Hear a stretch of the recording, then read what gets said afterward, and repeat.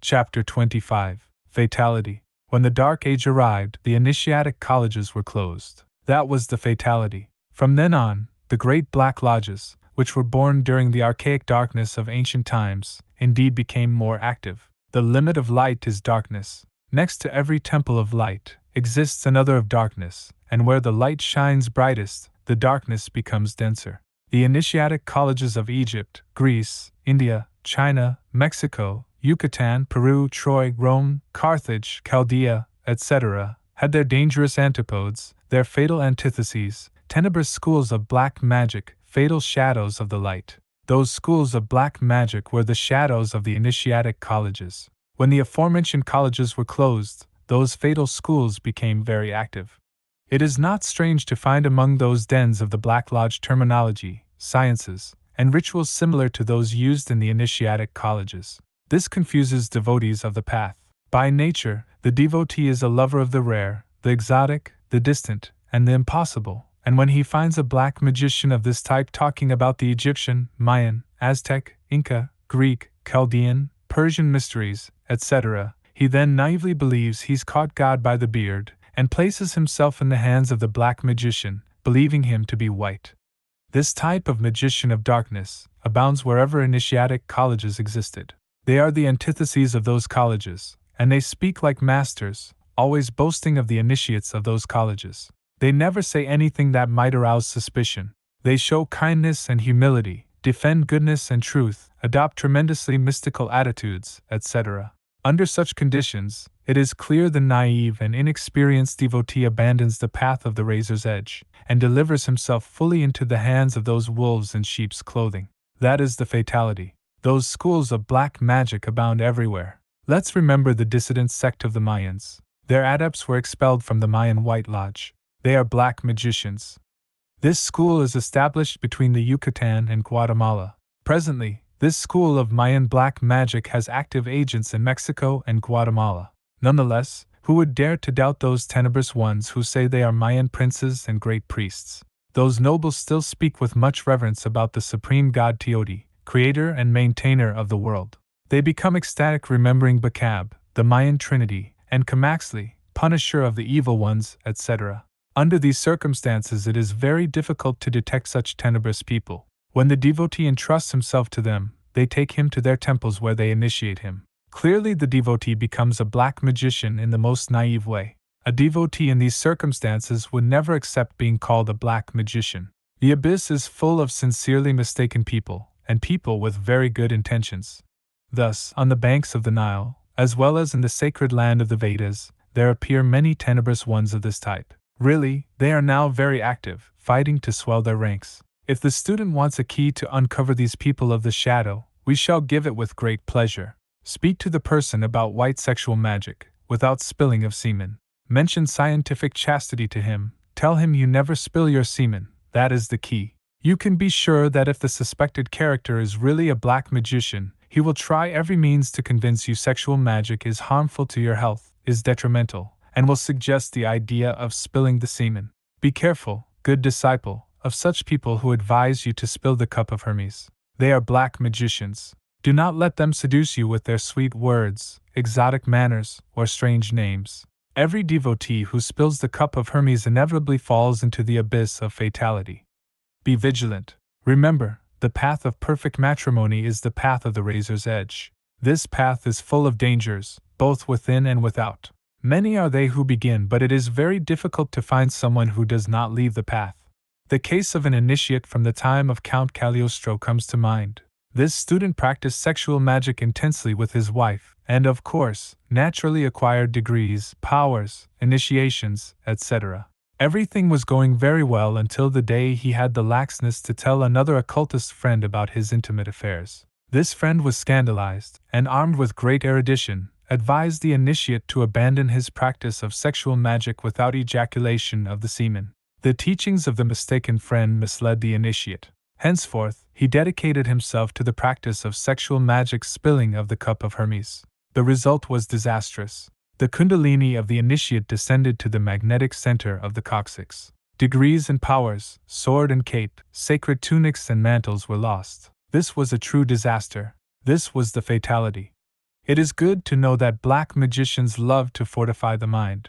They claim man can only resemble God through the mind. Magicians of darkness mortally hate chastity. Devotees of the path who abandon the path of perfect matrimony in order to become disciples of the Black Lodge can be found in the millions. What happens is that devotees of occultism are attracted by what's rare, the novel and mysterious, and when they find one of these rare magicians, they immediately deliver themselves into his hands, like any vulgar prostitute of the mind. That is the fatality. Whoever wants to be born as a cosmic angel, whoever wants to transform himself into an angel with powers over fire, air, water, and earth, whoever wants to transform himself into a god, indeed must not let himself become trapped by all of these dangerous temptations. It is very difficult to find people who are sufficiently firm and constant to never abandon the path of perfect matrimony. The human being is extremely weak. That is the fatality. For many are called, but few are chosen. If we succeed in elevating a few beings to the angelic state, we will be satisfied. Love, the only path of salvation. Enemies of love are called fornicators. They confuse love with desire. Any magician who teaches ejaculation of the semen is a black magician. Every person who spills the seminal liquor is a fornicator. It is impossible to reach intimate self-realization while one has not yet killed animal desire. Those who spill the cup of Hermes are incapable of loving. Love and desire are incompatible. Whoever spills the cup of Hermes is a victim of animal desire. Love is incompatible with desire and fornication. Sufism. The most ineffable of Mohammedan mysticism is Persian Sufism. It has the merit of fighting against materialism and fanaticism, as well as against the literal interpretation of the Quran.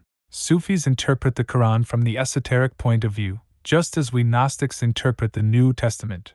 What is most disconcerting to Westerners is the strange and mysterious mixture of the erotic with the mystical in the Eastern religions and Sufi mysticism. Christian theology considers the flesh to be hostile to the spirit, but in the Muslim religion, flesh and spirit are two substances of the same energy, two substances that must mutually help each other.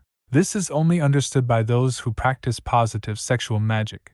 In the East, religion, science, art, and philosophy are taught as an erotic and exquisitely sexual language. Muhammad fell in love with God, say the mystic Arabs. Select for thyself a new wife every spring of the new year, because last year's calendar is no good, says a Persian poet and philosopher. Those who have carefully studied the Song of Songs by the sage Solomon find that delicate mixture of the mystical and the erotic, which scandalizes infrasexuals so much. A true religion cannot renounce the erotic because it would be its death. Many myths and ancient legends are based on the erotic. In fact, love and death constitute the base of every authentic religion. The Sufis, Persian poets, wrote about the love of God in expressions applicable to beautiful women. These scandalize the infrasexual fanatics. The idea of Sufism is the amorous union of the soul with God. Indeed, nothing can better explain the amorous union of the soul with God than the delectable sexual union of man and woman. That is the brilliant idea of Sufism. If we want to talk about the union of God with the soul, we must do so in the erotic language of love and sex. Only in this way can we express what we have to say. The symbolic language of the Sufis has marvelous expressions. Among them, sleep signifies meditation. Actually, meditation without drowsiness damages the mind. This is known by every true initiate. One must combine drowsiness with meditation. This is known by the Sufis. The word perfume symbolizes hope of divine favor. Kisses and embraces signify, among other things, the rapture of piety. Wine means spiritual knowledge, etc. Sufi poets sang of love, women, roses, and wine, and nonetheless many of them lived the lives of hermits. The 7 mystical states described by the Sufis are something extraordinary. There are certain chemical substances closely related with the mystical states. Nitrous oxide and ether, especially nitrous oxide when it is dissolved sufficiently in air, stimulate the mystical consciousness to an extraordinary degree. We have to remember that this present humanity is subconscious. People like this are incapable of knowing the superior dimensions of space. It is urgent to awaken the consciousness, and this is only possible during ecstasy. If we analyze ecstasy with dialectic logic, we discover that it is sexual. The same sexual energies that are expressed in erotic pleasure, when transmuted and sublimated, awaken the consciousness, and then produce ecstasy. Fatality is the loss of ecstasy, the fall into subconsciousness again. This happens when we spill the cup of Hermes. A great master said, with the sexual impulse, man finds himself in the most personal relationship with nature. Comparison of the sensation a man experiences with a woman, or vice versa, with the consent of nature, is indeed the same sensation as that offered by the forest, the prairie, the sea, the mountains, save that in this case it is even more intense since it awakens more internal voices, provokes the sound of more intimate chords. This is how we reach ecstasy. Ecstasy, the mystical experience, has its principles based on dialectic logic. This logic can never be violated. Let's reflect, for example, on the unity of experience. This principle exists among the Eastern mystics as well as those of the West, among the Hierophants of Egypt, as well as the Sufi sages, and among the Aztec magicians. During ecstasy, the mystics speak in the same universal language, use the same words, and feel united with all creation. The sacred scriptures of all religions show the same principles. This is dialectic logic, superior logic. This proves mystics from all the world's countries drink from the same fountain of life. The conditions for the world's causes, another of the principles of dialectic logic, demonstrate with exactitude, precision, and complete agreement of facts, the reality and truth of ecstasy. Mystics of all religions of the world totally agree in their statements about the conditions for the world's causes. The concordance is perfect.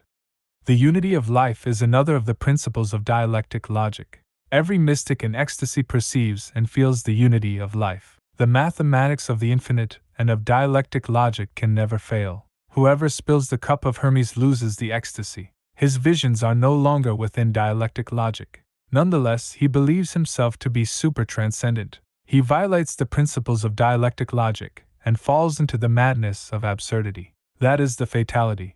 Every Gnostic student must avoid black tantra, and those who teach black sexual magic, if they do not want to fall into the abyss of fatality. During this Kali Yuga, dissidents of the past archaic schools are very active. Black magicians are carrying out a tremendous campaign in this age, with the purpose of imposing false knowledge in the epoch that is commencing. They want the Black Lodge to triumph. Infrasex in yoga. The 7 schools of yoga are ancient and grandiose, but they could not escape the goals of the tenebrous. At present, there are many infrasexual people who look for proselytes by establishing yoga schools. Those individuals mortally hate the path of perfect matrimony, they abhor white sexual magic. Some of them teach black tantrism, that is the fatality. True yoga is based on white sexual magic. Yoga without sexual magic is an infrasexual doctrine, specific to infrasexuals. In the Kama Kulpa and Tantric Buddhism one finds the legitimate foundations of yoga. The Ahamsara and Maithuna are in fact the bases of a true yoga. Ahamsara, dissolution of the I, and Maithuna, sexual magic, therein lies the true synthesis of yoga. Those who have been members of a Zen Buddhist monastery know very well that the Maithuna and dissolution of the returning ego constitute the fundamentals of self-realization. It is now opportune to remember the case of the Christ yogi Babaji. He was not celibate. Those who believe that Mataji is his sibling are mistaken. Mataji is his priestess wife. With her, he attained intimate self-realization. Indian Buddhism, like Zen and Chan Buddhism, is tantric. Without white tantra, yoga is a failure. That is the fatality. Chinese and Japanese Buddhism are completely tantric. There is no doubt that Chan and Zen Buddhism really march on the path of intimate self-realization. In secret Tibet, sexual yoga is grandiose. The great masters of Tibet practice sexual magic. A great friend of mine wrote to me from India saying, in Hindu and Tibetan Tantra, positive sexual yoga, Maithuna, is practiced without seminal ejaculation. After preparation in which the couple learns, under the direction of an expert guru, to perform the practices of Laya Kriya together, they proceed to the Tantric sadhana, during which the husband must introduce the virile member into the vagina. This operation takes place after an exchange of caresses between the couple. The male sits cross-legged in an asana posture, and the woman absorbs the phallus. The couple remains in connubium for a long time without moving, trying to prevent the ego and analytical consciousness from intervening, letting nature act without interference. Then, without expectation of orgasm, erotic currents enter into activity, provoking ecstasy. In this instant, the ego dissolves, withdraws, and desire is transmuted into love. Intense currents similar to electromagnetism, which produce static effects, traverse both bodies. A sensation of ineffable bliss takes possession of the entire organism, and the couple experiences the ecstasy of love and cosmic communion. Here ends the account of my friend whose name I do not mention. This account is hated by infrasexuals involved in yoga. They want to work with yoga to increase the number of infrasexual fanatics. That is the fatality. Yoga without sexual magic is like a garden without water, or a car without gasoline, or a body without blood. That is the fatality. Aztec magic. In the cobbled courtyards of the Aztecs, naked men and women spent long periods of time kissing and caressing each other, and practicing sexual magic. When the initiate committed the crime of spilling the cup of Hermes, he was condemned to death for having profaned the temple. The delinquent was beheaded. That is the fatality.